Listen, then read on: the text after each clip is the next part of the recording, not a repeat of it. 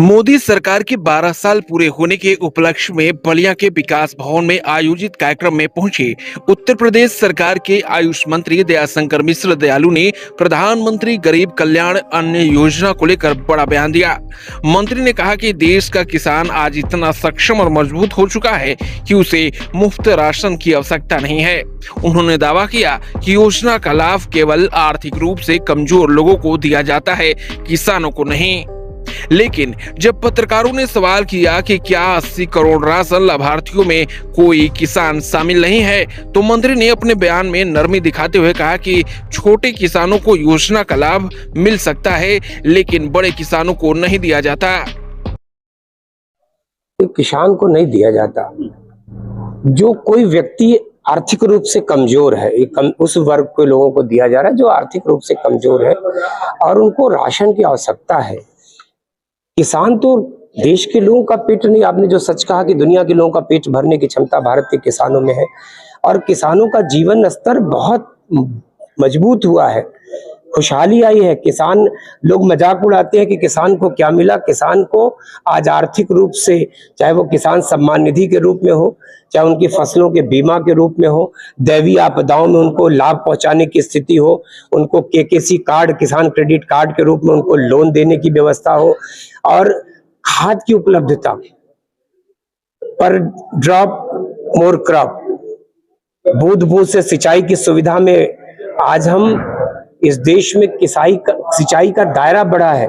गांव के किसानों को सुविधाएं बढ़ी है, मिट्टी का मृदा परीक्षण बढ़ा है, सॉइल टेस्टिंग हो, फसलों का बीमा, इन योजनाओं ने हमारे किसान की जिंदगी में खुशहाली लाया है। आज आपके देखिए कि बाजार का जो मूल्य है वो बढ़ा है, आज उनको उचित मूल्य मिलता है। तो आज किसानों में, अब हमारा किसान, अब इस राज्य में खबरें नहीं बनती। कभी अतीत में आप देखते थे अखबारों में निकलता था फला किसान ने ऐसे सुसाइड कर लिया। आज पूरे देश का किसान खुशहाल है।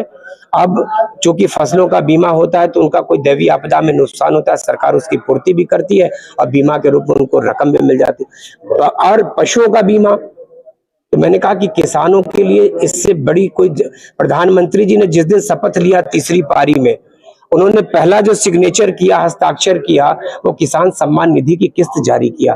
तो किसानों के प्रति उनके मन का जो भाव है वो आपको समाज में दिखाई दे रहा है। राशन दिया जा रहा है मुफ्त में, उसमें कोई किसान नहीं है।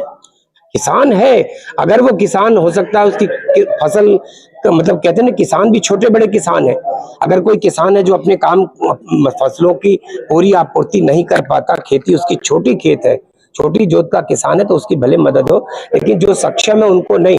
लेकिन जो गरीब है, उस गरीब की मदद की योजना है, न कि किसी के लिए। वहीं अयोध्या के राम मंदिर में हुई चोरी और सपा सांसद अवधेश प्रसाद द्वारा मंदिर ट्रस्ट को भंग करने की मांग पर भी आयुष मंत्री ने तीखी प्रतिक्रिया दी।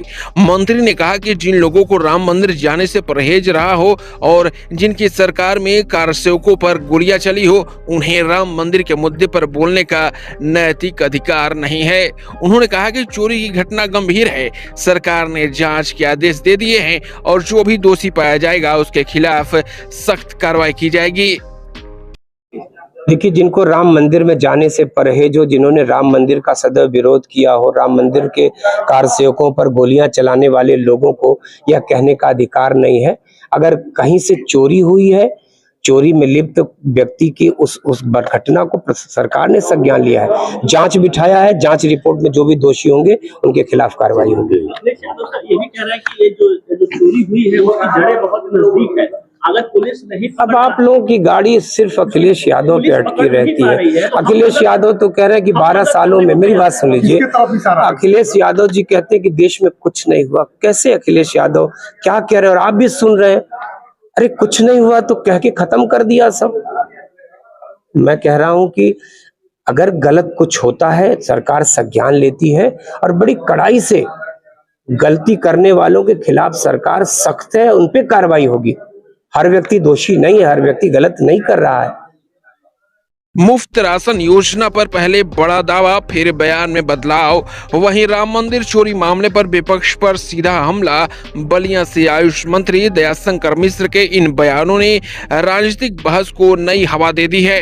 अब देखना होगा कि विपक्ष इस पर क्या प्रतिक्रिया देता है।